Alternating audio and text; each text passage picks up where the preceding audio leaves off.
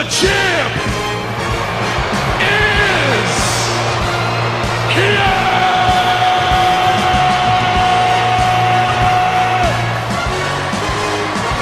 Good evening and welcome to the NFL Draft. Come on, Philly, come on. There you go. How you guys doing? It's your boy AD, aka Weapon X Dawkins.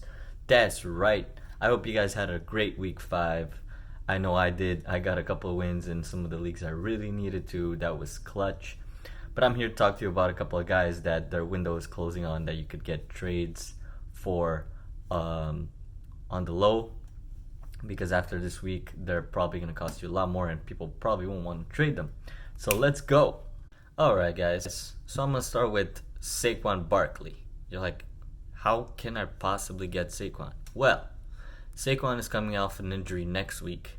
He will not start this week against the Pats. That defense is too stout. The Giants are not going to risk him getting re-injured. He's their franchise player, basically, with Daniel Jones. Now, that offense will be better, so I believe in the future he'll probably be, by the end of the season, running back number 2 in production. So try to go get him as much as possible right now. Maybe in a package deal, you can offer him swapping tight ends or receivers and give him one of your best running backs right now that's really great in PPR. The person might actually take it. I'm trying to get him. I'll let you know what happens. Another guy you can definitely buy low right now is still Terry McLaurin, Scary Terry. He had 51 yards against the Pats defense with Gilmore shadowing him.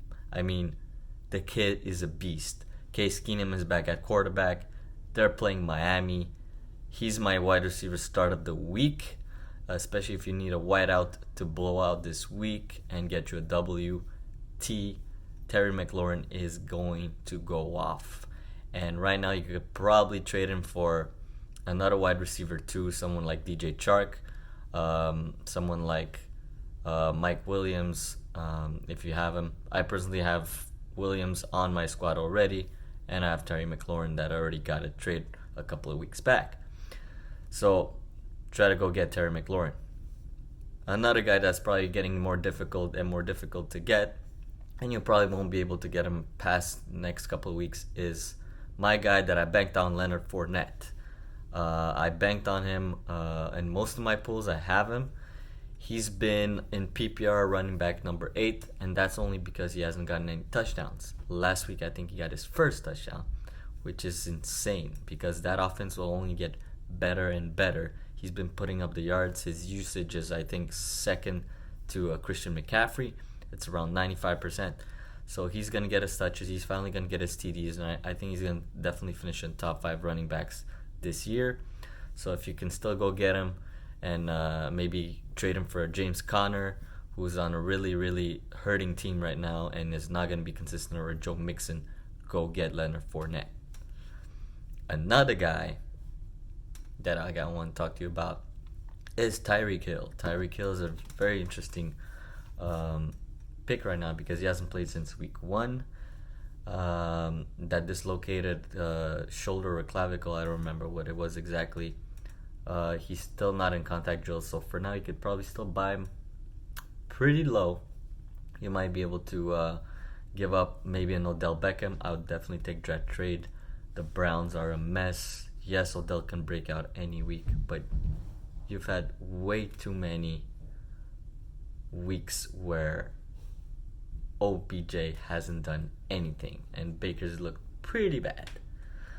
So try to get Tyreek on the low if possible. This is probably the last couple of weeks you can get him after week 6, week 7 on, when all the other bye weeks come, where all the other tougher teams, you won't have anybody on your squad. To have Tyreek Hill on your squad later in the season will be great because he always has that chemistry with Patty Mahomes, explosive offense. Ooh, one more guy I forgot that you guys could probably buy low still right now, Mike Evans. Mike Evans has had 2 giant games, and in all the other games, he's disappeared. So right now, production for Mike Evans and owners for Mike Evans have been pretty uneven.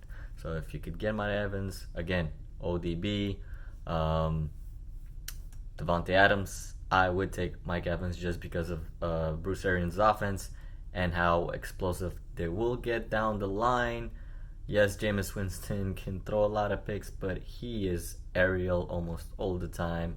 You got Chris Godwin on the other side. These guys will be putting a lot of yardage and a lot of TDs going forward, whether they win or not.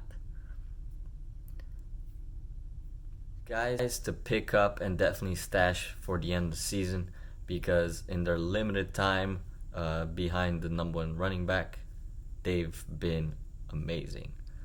Number one is Reggie Bonifant. This guy is an amazing world-class athlete. He's a rookie. He is behind Christian McCaffrey. I know. Christian McCaffrey has 95% of the snaps. He won't get many. But last week, while McCaffrey was on the sidelines, this kid had 5 carries for 80 yards and a TD. That's how explosive this kid is.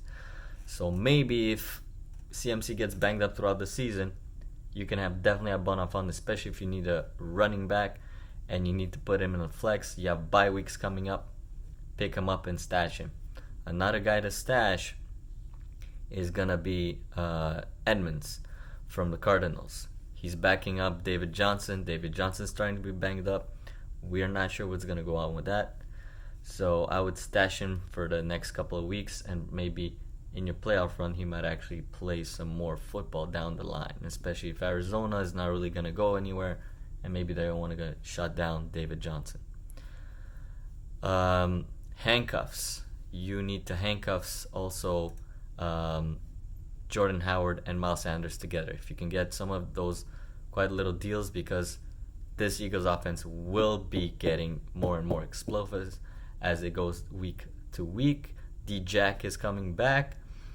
That's going to open up the field. Miles Sanders and Jordan Howard's production will be going up, but it's good to have them handcuffed because Jordan Howard is taking most of the snaps in the red zone, while Miles Sanders is getting the catches and the overall rushing in the open field. And arguably Sanders is more athletic and will be a better running back throughout the season, but it's good to handcuff them together. Guys, if you enjoyed the video, give it a like, give it a share, subscribe to my channel. I love to talk about sports, whether it's hockey, football, basketball, you name it. Maybe a little less baseball now, but I always enjoy sports conversations. And if you have any questions on your starting lineups going in this week, where you have a couple of guys on buys, please hit me up. I'll be glad to answer your questions, who to start maybe, and what other trades you guys should do. Should you accept those trades? Just hit me up. Thanks for watching.